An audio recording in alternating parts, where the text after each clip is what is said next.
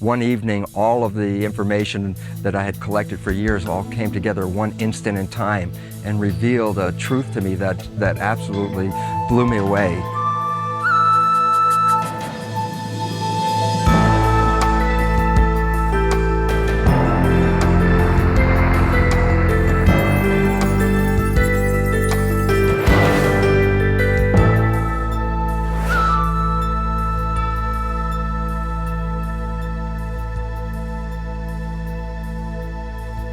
Dr. Bruce Lipton is a cellular biologist who focused his research on discovering how cells know what to do. In other words, he wondered how the brain of the cell controlled the rest of the cell. During the course of his research, he made an astounding discovery, one that changed the course of his life. We caught up with him at his home near Santa Cruz, California. As a conventional biologist, I held the belief that I was just a mechanism and that my life was just the unfoldment of these molecules. And therefore, I really felt that I was an accident, just as Darwin would have said, that I accidentally got here and I'm an accident in the world. And basically, I was just trying to run my life in the best way I possibly can, figuring that I got dropped into this picture, I'm a machine, I'm here right now, and then at the end, I'm gone back into dust. So make the best I could of what I had. Bruce Lipton continued his research into the cell.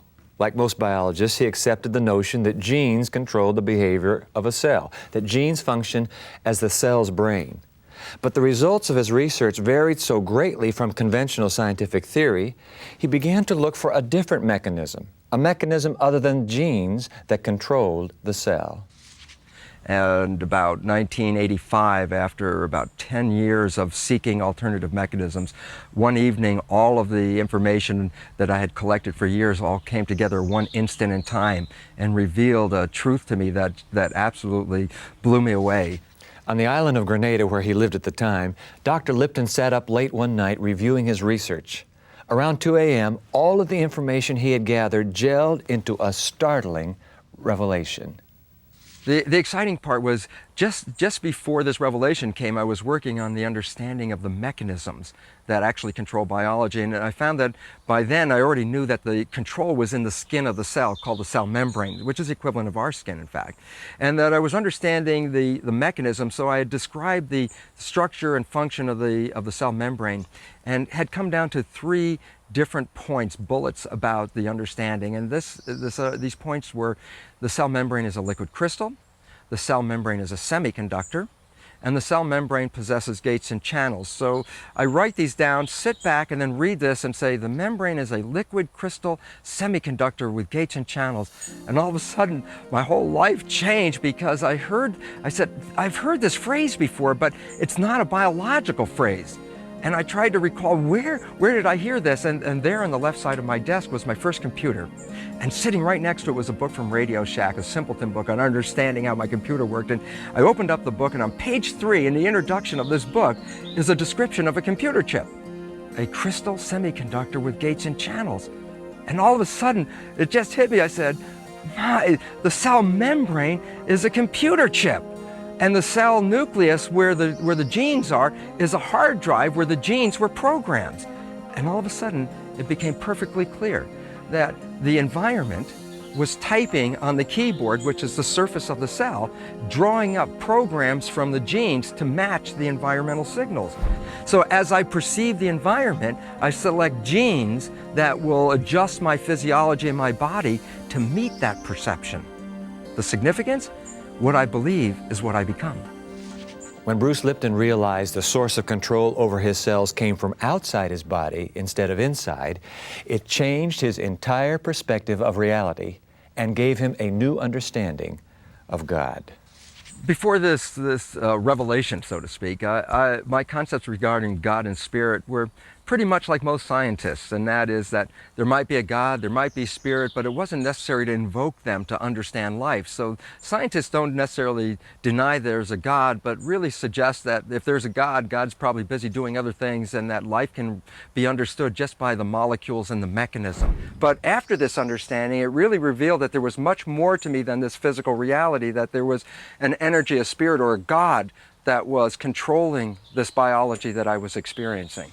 With this new understanding, Dr. Lipton felt he had discovered, in a sense, the secret of life. And his excitement over that discovery brought about dramatic change. As a scientist, I work in my head doing all kinds of calculations, data, and all the experimental understanding, hypotheses, etc.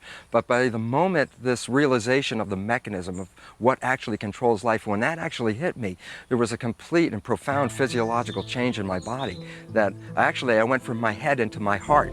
Then the joy was so overwhelming that tears started to well up in my eyes, and I was feeling very choked up all about it. It was interesting because as a scientist, as I said, having been in my head all my life, this entrance into my heart changed my whole outlook and expression of life, and it was so peaceful. And the peace that came over me was, for the first time, I actually saw that I was more than just this body. For Bruce Lipton, the biology of a cell persuaded him that God exists. When we come back, we'll meet a former atheist whose pathway to God began with a study of physics.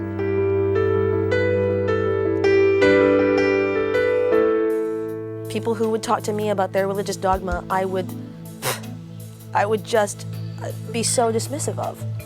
I couldn't understand how they didn't see that that was simply a naive and ignorant belief to which they subscribed to assuage their fear of death.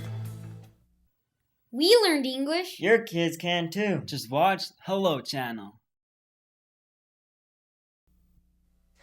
I was, without a doubt, the most arrogant and supercilious atheist who ever existed. I was like the recent ex-smoker who walks up to other smokers and tells them how they're wrong and they should stop doing it and how I've learned so I know they can learn. How does one become an atheist? Why does a person get so committed to disbelief in God they want to change the mind of everyone they know? What could possibly have made Christine Casey, when she was 13 years old, reject the very existence of God? My father at that time was an alcoholic, and a pretty abusive alcoholic, and it was a real struggle to deal with that.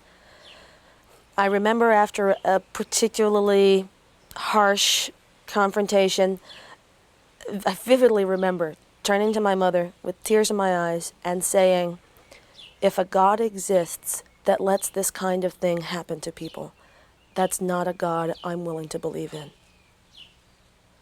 And that was it. That was the break. It was that abrupt a decision for me.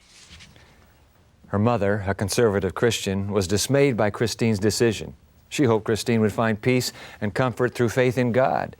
But Christine found the comfort she needed not in her mother's church, but in the intellectual pursuit of science.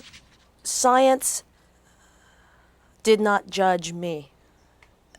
And in the same way that I had been taught that God and religious dogma judged us as individuals.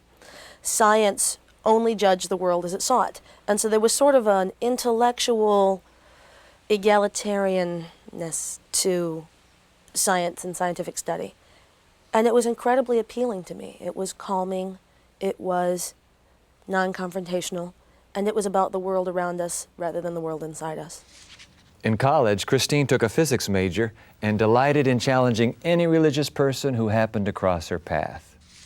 People who would talk to me about their religious dogma, I would just be so dismissive of.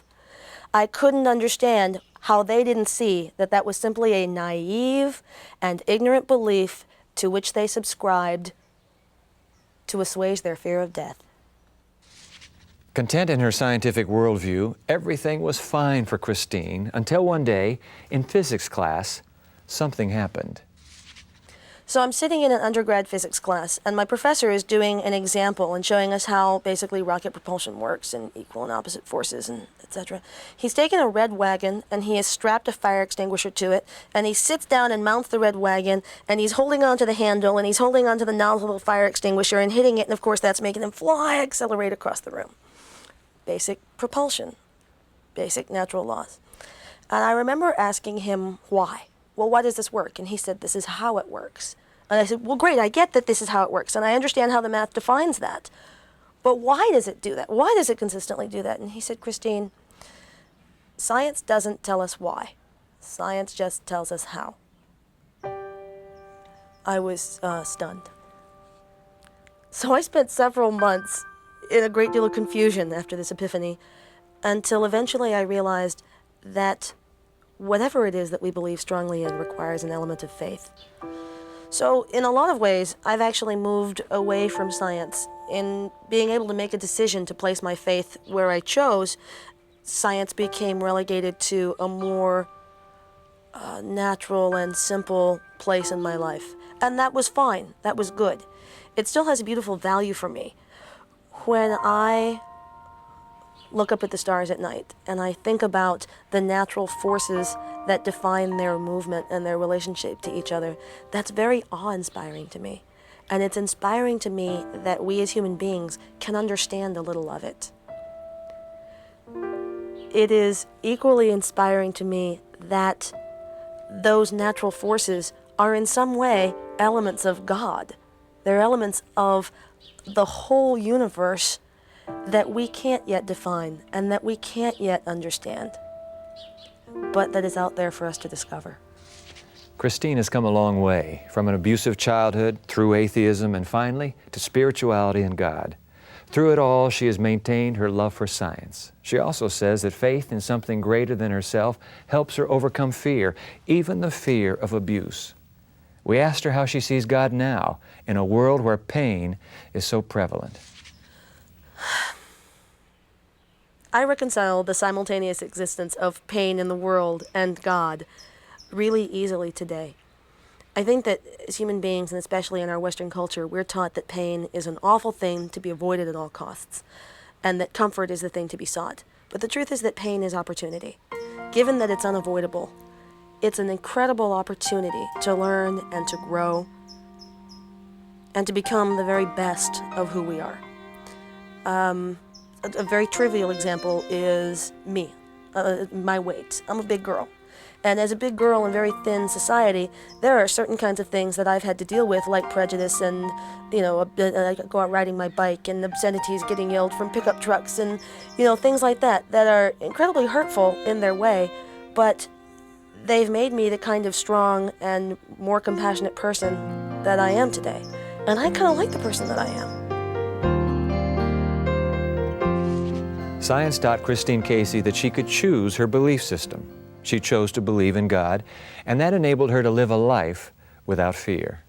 When we come back, we'll talk to Beth Williams about her pathway from politics to God.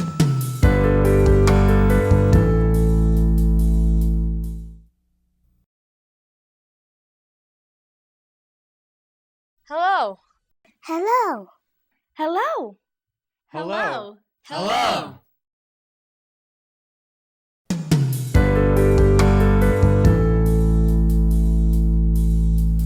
Beth Williams was a prominent government official in the city of Hartford, Connecticut. While running for mayor there, she went through a deeply disturbing period of her life that transformed her priorities. Now her ultimate goal is to be the chaplain of the United States Senate. Beth, it is a delight to have you here. I am very pleased to be here with you. This story begins in politics. I mean, you're into city politics? Yes. How did that start? It started with a dare to the mayor. I had a talk show on a radio station, and he had only recently taken over the position. He was deputy mayor and was now acting mayor, waiting for the elections, and I thought he wasn't doing a good job. And so on my radio program, I said I could do his job with a blindfold and my hands tied behind my back. That night. His police officer happened to be tuning the radio as he was driving him in the limousine when I came on saying these things, and he changed his direction and drove to the station and walked into the station and yanked the microphone and said, "I dare you to do it, I take you on." And of course the phones lit up, and the station manager, that was the best thing that could have happened. And so we took the dare for 3 weeks. He became mayor. Oh, and he became I mayor. worked All for right. him as his executive assistant for 8 or 9 years, ran his campaigns, did just about everything. And then at the end of that time period, I decided I should have done what I started out to do in the beginning and run against him. And then this incredible thing happened to me where God came into my life. In the middle of politics? In the middle of a political campaign. How could that be? I don't know, because I didn't believe in God at all. I was an atheist, and I was known around town to be an atheist. There were people who claimed to be Christians who would come to my office, and I would just laugh at them and call them Jesus freaks. And then I started hearing voices, and then it was crazy. Because When you say hearing voices. I have told this story over and over again to my embarrassment and humiliation, but I was being interviewed by the local TV station, and suddenly I heard out in the heavens, "Hi, Beth," and so I'm talking to this fella like I'm talking to you, and then I looked up and said, "What?" Is And that right? and so my friends and I thought that I had flipped, thought that I had gone crazy, Sure. and so we all agreed that the best thing for me to do was to just secretly go and admit myself into the Institute of Living, which is the mental hospital near my home in the city. And we were really determined to do that, except that God sent someone with a Bible to me before I went to the mental institution. When you say God sent someone knocked on your door? No, or showed no, up in it your didn't life, happen or- that way. Yeah? I was one day in the office, you know, the mayor and I were now having a political battle. And so he invited me in the office with the personnel director, and I was in his face. I was bold and brassy, and I was in his face just cussing, just carrying on. And the personnel director said, "Do you not know that a soft answer turneth away wrath?" And that just really tore inside of me, just made all the difference to me. And I asked him, did you get those words? And he gave me a red King James Bible, and I read it from cover to cover. So, Hyveth, you hear these voices. Yes, I believe it was the voice of God. How long did it take you to come to that conviction that, in fact, that was God calling you? It took perhaps about 3 months, 3 or 4 months. I went through a period, I had a very unusual experience where I couldn't speak at all. I had no voice and I could not frame words. For about 2 weeks, I had to write everything. When I came out of it, in order to speak words, I had to change the pattern of my speech so it wouldn't hurt. And I think God was simply just cleaning up my mouth in a very drastic way because I deserved it, really.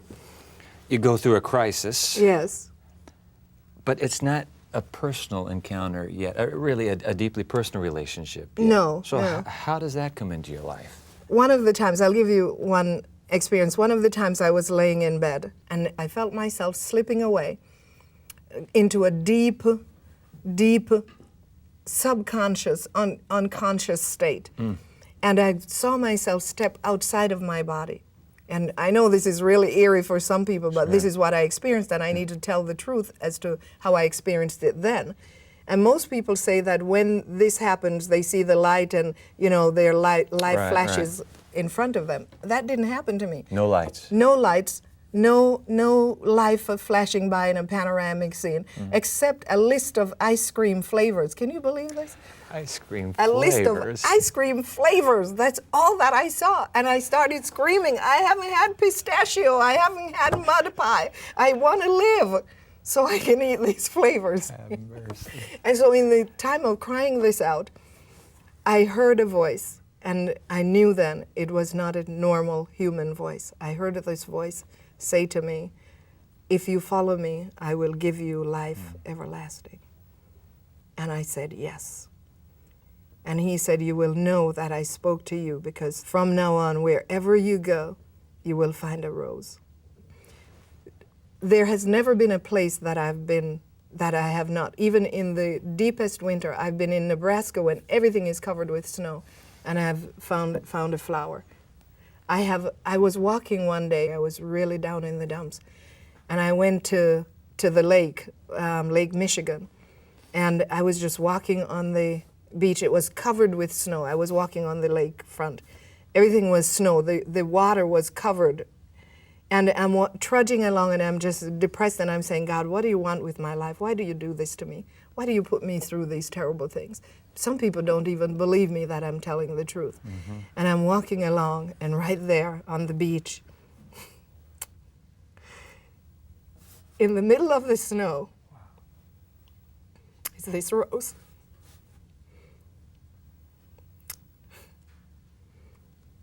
And I just knew that God had spoken to me and that he called me. And Beautiful. it's just... So your life has never been the same since. My life has never been the same since. In the midst of all of this, what leads you to believe God cares? Because every person that's been born on the earth, whether they've accepted Him as God or not, are His children. We're all His children, and He loves us. He cares. He wants to protect us. He wants to deliver us. He wants to give us peace and life and safety. He wants us to be free to think and be creative and to live, to have abundant life. He is incredible. He has all of these things, and He wants to give them to us just like now. He's been giving them to me. That's why I'm appealing to anybody who's watching. Take my word for it. I didn't read this in a book. I wasn't taught this at the seminary. I am telling you what I know for sure. This I know. I will die by this. I know this to be true. Ivet, it's been a real pleasure to have you on The Evidence. Thank you very much. God bless you. Thank you. Would you like to know more about the stories of our guests that you've seen on today's show? You can find out by visiting our website. It's one word, theevidence.org, O-R-G. We'll be right back after this.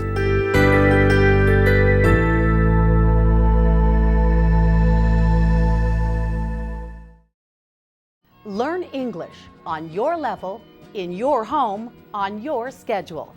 Introducing Hello Channel, an exciting new way to learn English as you build a better future. Join us and say hello.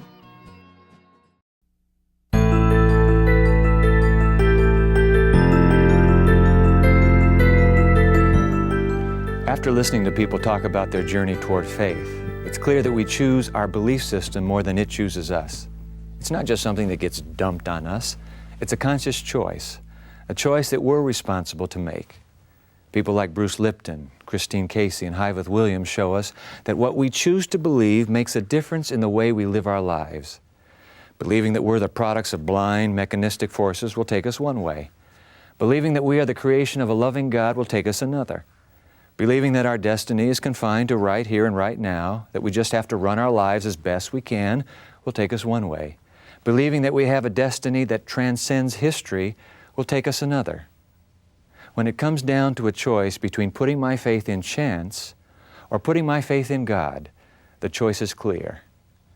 I choose God. I'm Dwight Nelson. Join us next time for more of The Evidence.